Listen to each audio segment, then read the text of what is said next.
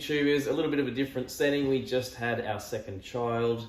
My wife is feeding upstairs right now, so I took this opportunity to make this video. I really wanted to get this one out. I know it doesn't have all the nice accoutrements of the nice sound and everything, but the information will be good, let me tell you. I transcribed this about a week ago, good headphones. Saw that the Reverend Horton Heats had released this album recently and wanted to put something out to celebrate it because it's fantastic.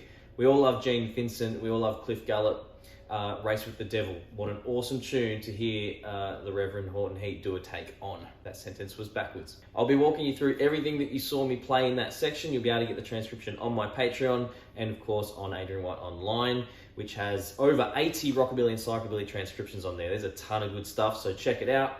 So it's very close to the original, but it's also the Rev's put his own signature style on it, which I think is really cool. He's kind of left a few things out here and there. He's got his own vibe. He's sort of laying back on the beat a little bit more. It's really cool. If you already know the Cliff Gallup version, this one's fun to check out as well. If you're a member of the website or the Patreon, grab yourself the transcription now. If you're not, at least hit the thumbs up button and subscribe. I've been putting out a lesson a week, in fact more since 2020. So stick around, there's gonna be more great stuff. Now, the very beginning, let's walk through that. So we're gonna go, let's just learn that first, then we'll learn the second bit and then we'll stick them together. So we start from the 7th fret, we hit it twice. Everything's hit twice, okay? So I'm not gonna keep telling you what's going on here. Just go down, up like that, and then 6, then 4, then 2, then play open, then 4, 2, 2, 1, 1, then we're up to the next bit. Of course, you can also go 7, 5, 4, 2, 1, okay? From here we get this.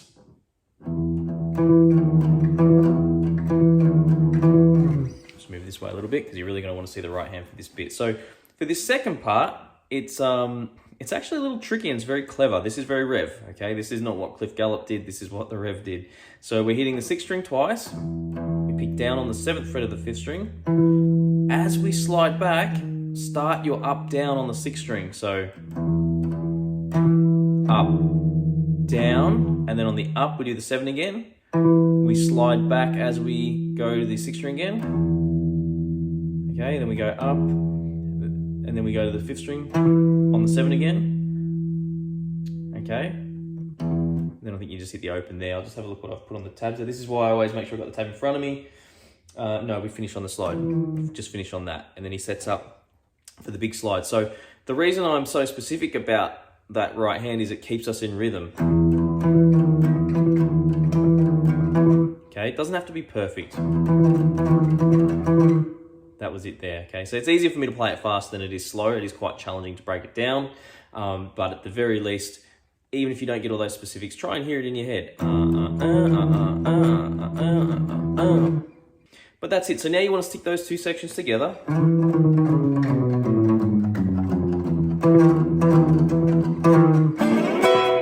All right, I'll play that one more time a little bit slower, if I can.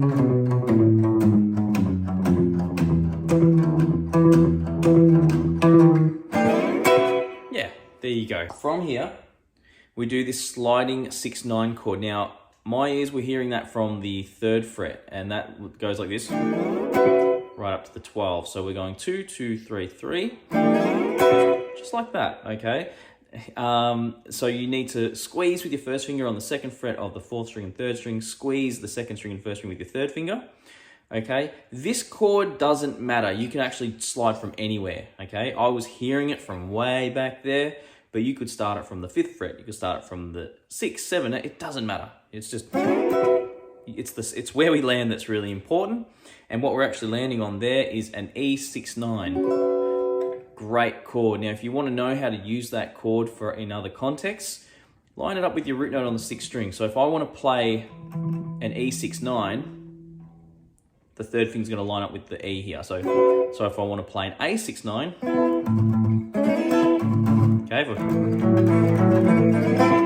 if I'm doing anything with an A chord or an A, I'm going to make a tutorial just about that particular chord actually, because it's really cool. So we're sliding that 6/9, 1, 2, 3, 4, 1, 2, 3, 4, 1, 2, 3, and then we get that next bit there, okay? So I could probably play everything through from the beginning, but I think you'll probably be fairly right connecting. So obviously we come off the, okay, and as I mentioned again, one more time. And then we get the next part. Now on the transcription I've got here, this, so we've actually, I always forget to mention these bar numbers, which would be quite helpful. But that's taken us right through to the end of bar 7, going into bar 8, which is, we slide in, just do a little slide into this one, because you won't have as much time. Just like that. So come back a fret maybe, slide in, strum up, come back 2 frets, play it there at the 9th fret, with the first finger, or third finger's at the 10th, strum it once, and then we move back one more, and we just hit it there, okay? Now, I think he is getting those notes. It's a little bit out there, but the focus is really on these 2 notes here. It's almost like a double stop lick. In the original, he keeps going, okay, but the rev just sort of chills out. And he's really laid back on the beat, which gives it such a great feel. Okay, and then we get the verse. So I'll play through the verse slow. Well, let's call it the chorus. So then we get the chorus.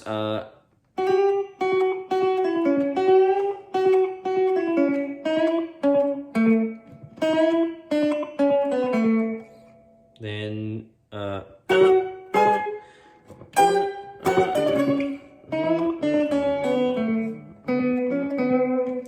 I played that a little bit, that last bit.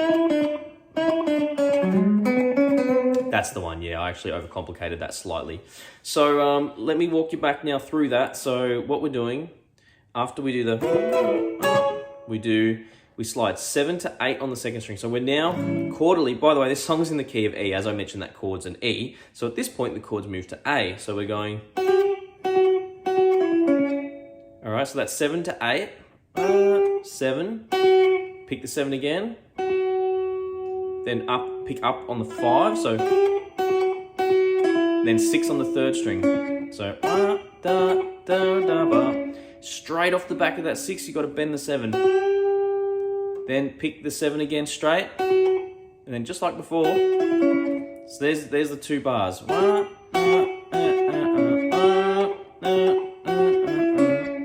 Okay, and then we get this.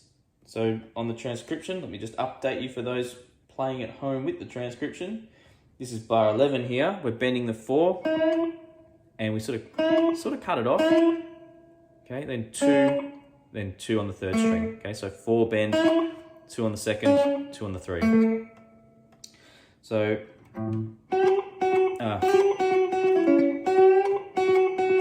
that's over the A. Then this.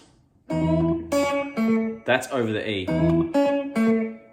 Okay, that A sounds a little funny, a little out of place there, but it works. You know, I would have thought the G sharp, but you know, I'll check that again. If you hear something different, by all means, you could play the first fret, it would sound great. I heard, it's just what happened. Maybe it's just what happened on the recording, and he said, just leave it there. And it sounds great. I'm not saying it doesn't, but yeah, it's an interesting note choice there. Which is one of the reasons I love all this style of music is, you know, the little bits of gristle. So that was bar 11, we did then we bend the 4, this is bar 12, going into bar 12. So we do the bend again from the 4, like I just did, and then we go 3 on the second string, 2 on the second string, open, and finish on the 2 there. So okay, so the whole verse up to there goes.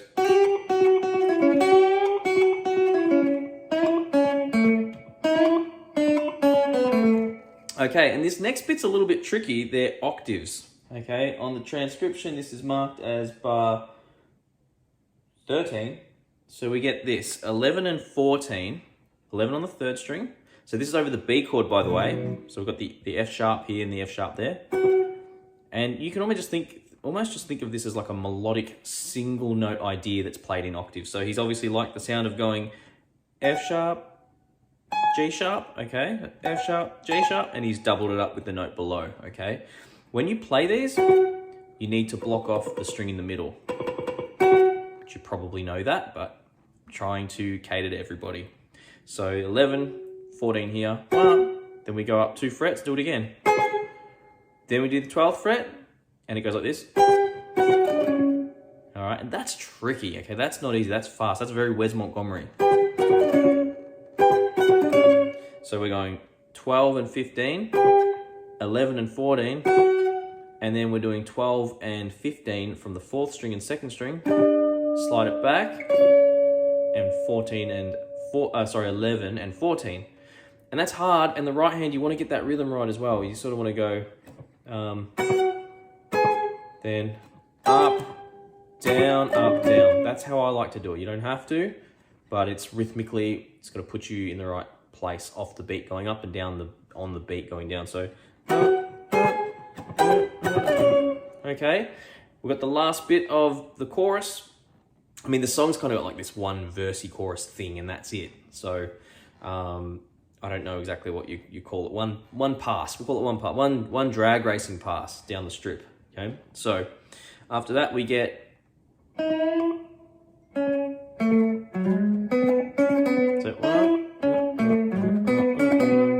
So what we're doing here is we're bending the 4th fret to the pitch of the 5th, 2nd fret on the 2nd string, 2nd fret on the 3rd string, slide the 4 to the 6 on the 4th string, 4 on the 3rd string, 6 on the 3rd string, 4, okay? Just to explain too, the chords there, so when we did that was over the B7, then on the A, so that's on the A, so you can imagine, and that's the, okay, finishing on a C sharp, which is the 3rd degree of an A, that's the strongest note of the chord in my opinion, and then that last lick, so that was on E, then on the B7, or another B. Okay, I always like to explain that context so you know what you're playing. So that's it, folks. I hope you enjoyed being at home with me instead of at the studio. I mean, it all started here anyway. You would have seen, if you go right back to 2020, all those videos were made just in the room upstairs, and then some from the studio, but I got more serious and set the studio up properly and the sound's better. But actually, it's really fun for me to make videos like this because all the focus is just on delivering the content. So let me know what you think of it. I'd love to know your thoughts. You might say, Adrian, get back. Don't waste your time. Just wait till you're at the studio. Or you might say, hey, just keep bringing the good stuff. We want to learn the songs. We don't care what you're recording through, all those sorts of things. Anyway, you see I'm just mumbling, rambling now. That's sleep deprivation. But guys, thank you so much for watching, and I'll see you guys in the next video.